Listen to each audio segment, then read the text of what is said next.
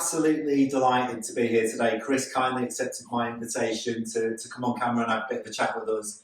No, I'm not hankering for a free holiday, but I'm actually really pleased to be here. So thanks very much, Chris. So Chris runs a fantastic little independent business here on Camden Road called Scoble. He's an independent travel retailer. Chris, what's going on at the start of this year? Where are the hotspots? The hotspots are, well, everywhere really. Yeah. But, Anywhere but England. Everywhere but England. It's too cold and raining by today. Yeah. Everywhere really. I mean, to be honest, a lot of people doing bucket list holidays. Are they really? Coming out of the pandemic. So Australia and the longer haul is quite popular at the moment. Yeah. I think people weirdly, I know that we're going through this cost of living crisis, which is awful. People have saved quite a lot of money for that holiday where they didn't probably go in the pandemic. Yeah. So there's quite a lot of Mauritius, Maldives. Wow. You know, Asia's always very popular. Yeah. So yeah, it's a varied, to be honest, John. And it's amazing, you know, they're quite a lot of long haul destinations. We're not talking about Europe and Spain anymore. You know, are they still popular or what? Yeah, oh God, yeah. Okay. And obviously everyone still loves their Spanish holidays. Greek islands are incredibly popular. Yeah. Everyone loves that vision of having that, you know, beer on the taverna, fresh fish. Yeah. In the Greek Listen, islands. like you say, you know, when it's January and it's bleak outside, I understand why it's one of your busiest periods for booking holidays.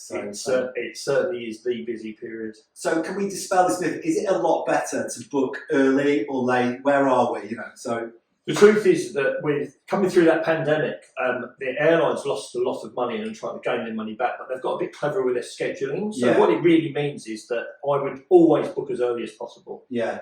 You're going to get the best flight. Yeah. You're going to get the best hotel room. Yeah. And you're probably going to get best price. Yeah. Last minute holidays were, I think, about 1990-ish. Yeah. Where people used to get the last minute deals. Yeah. And I'm not saying they don't exist. I got it for really £29. Yeah, £29 to all inclusive to I don't know where I'm going. That's it. Yeah. Yeah. Or teletext. Yeah, teletext.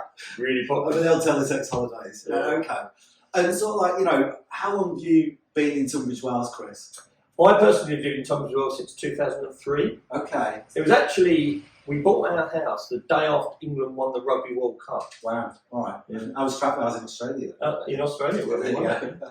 Okay. And Tunbridge Wells clientele, what do they like to deal with when they're booking holidays? It's varied, Yeah. to be honest, John. But generally, Tunbridge Wells people are nice people. Right? Of course they are. So they're nice people. Of course we are. And of course we are. Yeah. Nice people to deal with, quite patient, generally know what they want. Yeah. But there's varied types of people from any town, isn't there? Yeah, so, of course there is. You know, you have a lot of people have moved down from London, probably the younger couples. Yeah. And then you'll have the traditional older people that have been here for 30, 40, Forever. 50 years and generations, of course. Yeah. And, you know, why did you decide to set up on the high street? What was the thought process when you decided to set up the business? The thought process was that I wanted to get out of an industry that I was in at the time, to be honest with you. I was working in the city, long hours, had a young child. Yes. You know, wanted to see my son growing up, which was really important. Yeah. And also that I love travel. Yeah. Love travel, been to 47 countries, I think it is now. Yeah. Amazing. I count Jersey and Guernsey as two, by the way. Sure. So, and the Isle of Man. So, love travel. Opportunity to sell travel is something that I love selling. Yeah. You know, I thought the process of selling something that I didn't love was a tricky one. So this is something that I love to sell. Yeah. It's not a hard sell. No, it's not. People want to buy a holiday. Yeah, it's just getting them the right one. And this is the thing. I mean, like, you know, with your business and likewise my business, and one of the reasons why I set up my business, one of the big things was about personal service and being able to have confidence in the person that you're dealing with. Like, booking a holiday is a big deal, right, for a lot of people. Absolutely, and I think it's interesting, isn't it, how the growth of the internet. Yeah. It's gone from, it sort of will probably go around in full circle, but there's less personable service. Yeah. And now I think that's coming back. I think it is coming back. I genuinely believe people will now start to think, I want to deal with a real person. Yeah. And we're real people. Yeah. So I think that that's something that people enjoy. Yeah. There will still be the people that don't want to speak to people, and but I always find it really, I don't know about you, John, but I find it quite critical that somebody would buy something for £5,000 on the internet without ever speaking to somebody.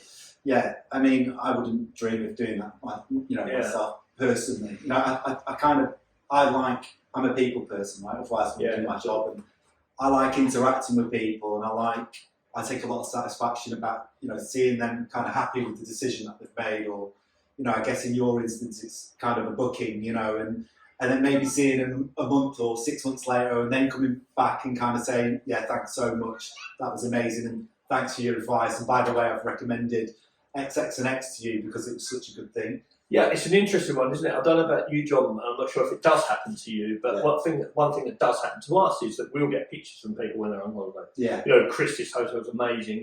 Thank you very much, Chris, and Emma, my colleague. You've done a great job. Fantastic hotel. Everything went well. Yeah.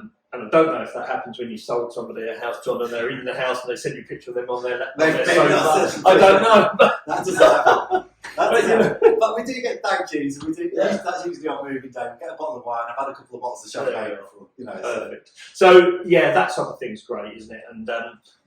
And people feel that they've bought into something, they almost become your friends. Yeah. I find that. Yeah. I mean, perhaps your business is perhaps one transaction or perhaps 2 or 3, but ours could be like 10 or 20 holidays, so I could build a rapport over, their Dubai holiday 1 year and their Maldives the year after. Yeah.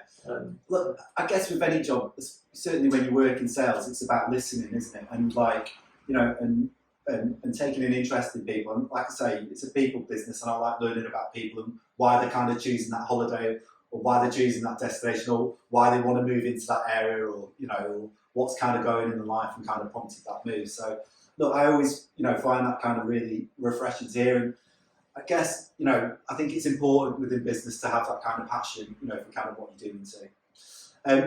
Coming away from that, Tunbridge Wells itself, what do you love the most about Tunbridge Wells? I think it's quite a diverse town, actually. Perhaps some people don't really see that part, but it's not too centralised. So I think you've got quite a lot of different areas of Tunbridge Wells. Yeah. So I think you can have this beautiful Camden Road that I love. I call it the Bohemian Quarter. It is the Bohemian.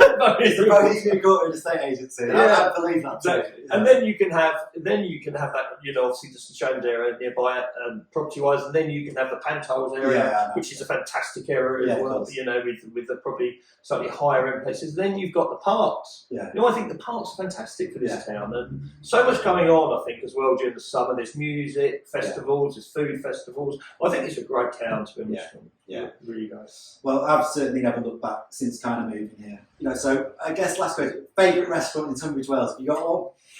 That's a tricky one. There is again quite a lot of restaurants in Tunbridge Wells, aren't there? Yeah. I quite like a Thai restaurant. Right, okay. So Kai's Kitchen's one of my favourites. Kai's Kitchen, there you go. Kai, you've just had a really nice push from Chris at Go Scoble. I hope you book your holiday there now. No, that's really cool. Look, Chris, I love coming on. I love doing these interviews. Thank you very much. Keep doing what you're doing. I think you're a brilliant little independent business. Thank you. I love Camden Road, and good luck with your Cheers, business. thanks for your time, John. No, you're very welcome. Cheers.